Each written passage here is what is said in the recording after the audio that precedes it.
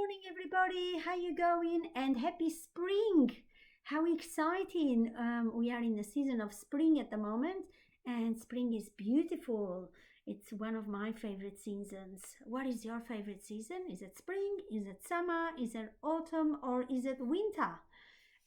Say it to a grown up next to you, or say it to the camera. Why not? Look, today we are going to read a story. It's called Lots, the Diversity of Life on Earth. This is a beautiful story, again, about the different creatures that live on planet Earth and how to take care of planet Earth. Okay, because we learn in this week about planet Earth and how to take good care of it. And this is how the story goes. Lots, the Diversity of Life on Earth. When you look at the cover of this book, what do you see? Can you say it out loud? I can see a giraffe and an elephant. What other creatures can you see? I'm just going to bring the cover a bit closer to the camera so you can observe more closely. You can see some monkeys up there. Ooh, what about down there? Some squirrels and birds and deers and rabbits. So many interesting, beautiful creatures. Right. How many different kinds of living things are there on our planet? 1, 2, or 3? Lots. Yes, there are lots and lots and lots. From big things like elephants and oak trees to small things like mushrooms and microbes. So far, scientists have counted 100,000 kinds of mushrooms, everybody. Did you know that before? I didn't know that. And microbes are so small, you need a microscope to see them. Microbes can be found in dirt, dust, everywhere. In our hands. Our hands contain lots of microbes. That's why it's important to wash them regularly with soap and water. Okay? But you can't see them. If you look closely, with a microscope, this is how microbes will look. Got different shapes and sizes, don't they? Everywhere you look, there are living things in deserts, on islands far out to sea, under the feathers of birds, and on the backs of beetles. Even in places where you will think nothing at all could live, like boiling volcanic pools. The bright colors in this pool are made by microbes, by the way. See, even in hot volcanic pools, there will be microbes. Scientists have found microbes, even in hot volcanic pools. Interesting, isn't it? Counting how many kinds there are can be difficult because some places are hard to look in, like the tops of tall trees in the jungle, or the bottom of the coldest seas. It can also be difficult because sometimes things that look different are really the same. This is a young queen angelfish, and this is an adult queen angelfish. How beautiful. Or things that look the same are really different. This is a viceroy butterfly, and this is a monarch butterfly. So although they look exactly the same, they're different kinds of butterflies. Beautiful book, isn't it? But mainly it's difficult because there are just so many of them. Have a look. Wow. Look at the underwater world, everybody. So many different creatures. Amazing. Amazing. So far, human beings have found and counted almost 2 million different kinds of living things, but there's only the start. There could be many millions more. Thousands of new kinds are found every day. And here are some of them. This is banded box jelly. This is a SpongeBob fungus. Look at the SpongeBob fungus, everybody. How interesting. Gray-faced sengi. Never heard of that creature before. Interesting, isn't it? What about these kind of octopus up there? That's a different octopus, isn't it? Nice. What else is in here? Heat-loving tonguefish. How interesting is that? Heat-loving tonguefish. What about this snake here? Patton's bright snake. Patton's bright snake. Look at all these different creatures that we didn't know existed. And the more we find, the more we learn about how living things depend on each other for food, for places to live, and for ways to grow. For example, jaguars eat packers which eat the fruits and seeds from trees. Then hummingbirds eat insects and insects eat nectar. Packers poo the tree seeds they've eaten which grow into new trees. How funny.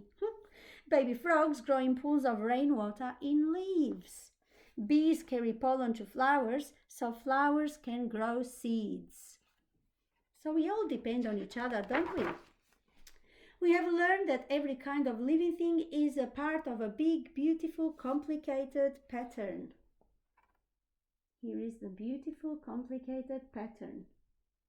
Look how beautiful are the pictures of this book. This book is one of my favorite books again. The trouble is, all over the world, human beings are destroying bits of the pattern. We're cutting down too many trees. We're poisoning the air, the rivers, and the oceans with our big industry. And then we're taking too much fish out of the oceans. And then again, we're cutting down too many trees to build roads through the forests, which is not fair. So that animals and plants disappear. And they do. If they don't have a habitat or a home to live in, they will disappear. And a lot of animals have gone extinct. And this book will show us which ones. Here it is, a list of the extinct species and creatures. For example, one of the species that has gone extinct is the Vietnamese rhinoceros. He's gone extinct. What about the laughing owl? He's gone extinct too, laughing owl. What about the Zanzibar leopard? Extinct. How sad. What a beautiful animal. The Tasmanian wolf. It's gone extinct again. And many more different species that we can't read all of them at the moment because it will take a long time.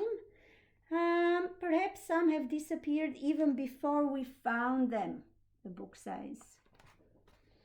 Human beings are part of the pattern too, and we need to make sure it stays big, beautiful, and complicated.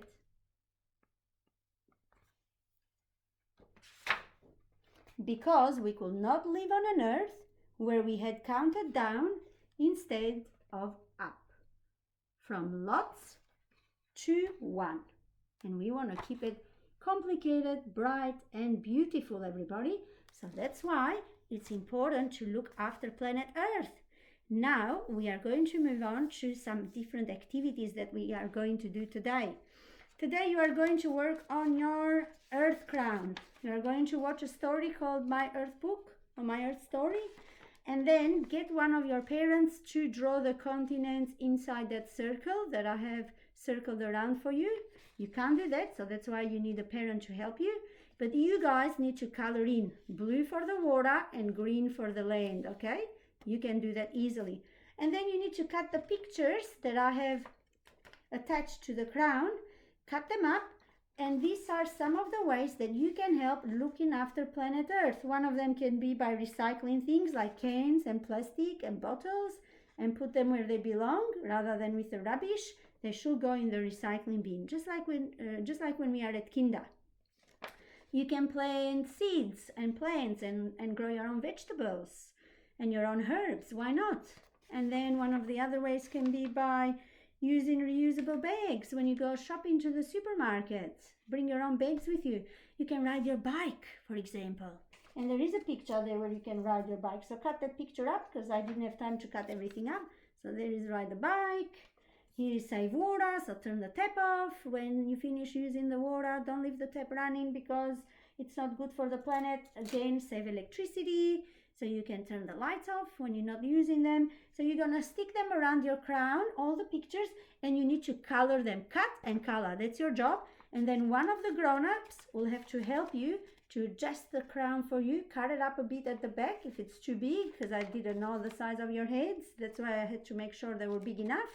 Put some sticky tape at the back and then wear your earth crowns with pride, just like I am, and show it around and maybe take a photo and send it to me because these crowns are beautiful. If you want to challenge yourself a bit more, color the background. Why not? If you want and if you can, all right? But it's not a must.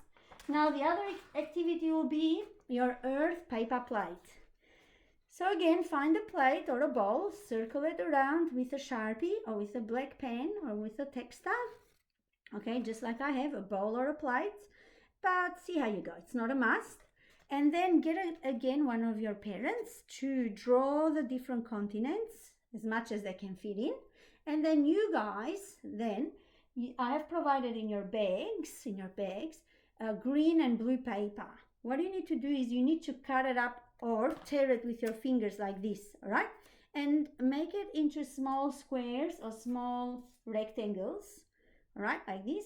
And then with glue, you are going to paste the paper and turn your paper plate into planet Earth. Let me see, where is this? Oh, this way.